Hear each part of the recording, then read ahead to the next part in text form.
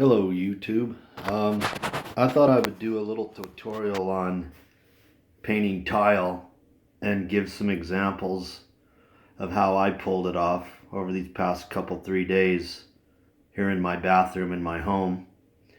My house was built in 1928.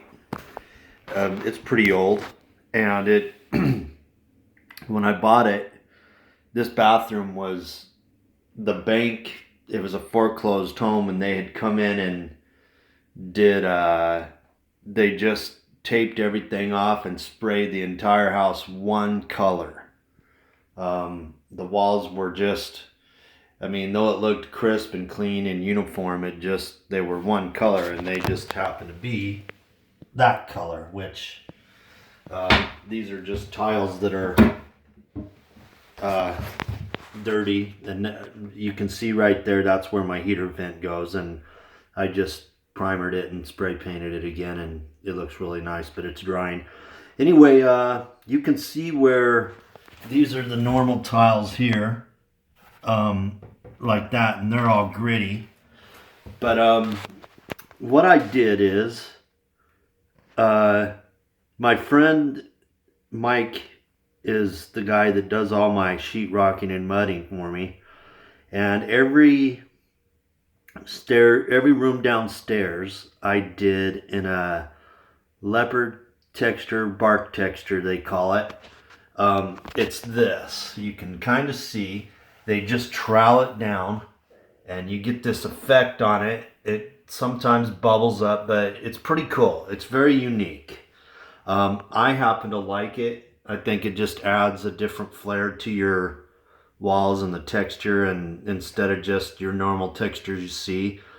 And what I did is I convinced him that in here, all the tiles were just plain like that and just ugly, and I didn't want to demolition the tiles and re-sheetrock and do the whole bathroom remodel. I kind of wanted to avoid that, because the other side of this wall here is actually plaster, and I figure if I knock out these tiles and stuff, I'll crack the other side of the wall and in that bedroom, and then I'll have problems in there. But anyway, what I did is I came in and I taped everything off that needed to be taped off, and I painted the tiles with Kilz primer, Kilz. You've all seen it at Lowe's. It's just another paint product, but it's kind of got a sandy, slight grit to it. And I had a feeling that if I could just get one primered coat on these tiles and let it dry, the next day, when I would have my mud and tape guy come in, I just had him trowel over it. With his mud and his trowel, like he did. So he did the entire 4 walls here, up above the sink, the window there, and then on this side. And I've since then been putting back everything together and stuff. But you can see, and it's so when he got it done, I came home and I put my kerosene heater in there. It looks like a jet heater, and I just warmed it up and blew a fan in here, and within about an hour and a half, the texture and the mud had dried to it perfectly, and you couldn't even chip it off with your fingers. It just adhered perfectly. I couldn't believe it. I was like, okay, this is set, man, So you primered the tile. He comes in, he muds it and trowels it with this bark leopard texture style, okay? Then, last night, I primered it again with Kilz on top of the mud and the tile again. So it's white, completely white, with the Kilz. And the ceiling was just a flat white. I just left that flat, and I had to tape and paint that off, but it looks really nice too. So the next morning, it turns out that it's all white again, because I've got the new coat of primer, and then I went and bought this antique white in semi-gloss. And I put one coat on, looked really nice, and then I put the second coat on. And I gotta tell you, if you're ever wanting to paint tile, I think you can get away with it by using the kilz and painting the tile with the kilz primer. It's gritty, and then your paint will adhere to it. But this, I believe this bark texture, leopard texture style kind of concealed all the little crevices and holes, because it really looked shoddy the way it was. I mean,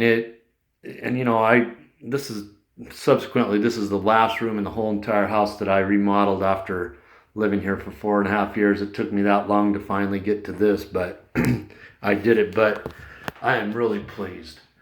It just improved the entire looks of this bathroom, as small as it was. And then I ended up, it had this, I put the baseboard on there.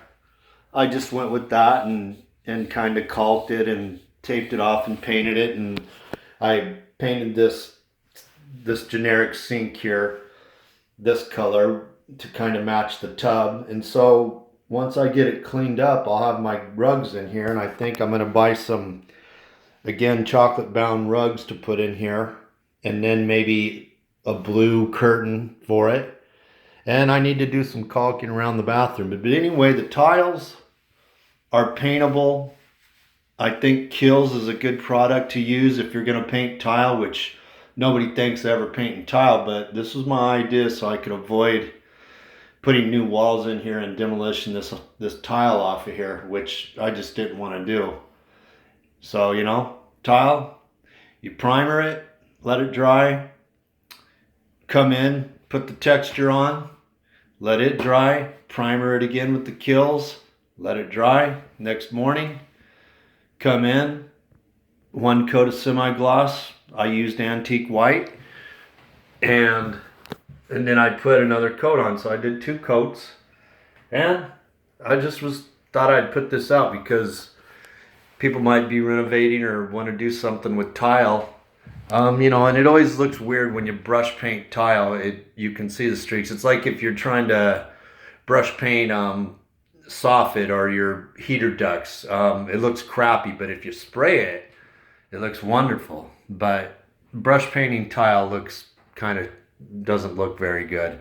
But this turned out really very good with the rollers and stuff. Anyway, if anybody's interested, you can ask me questions. And I just thought that I think I'll just title this things to consider if you're gonna something about a subject of painting tile, which seems bizarre because you buy tile for the decorative part of it and you don't paint it, you just grout it out. But anyway, this is a good alternative. Anyway, that's it.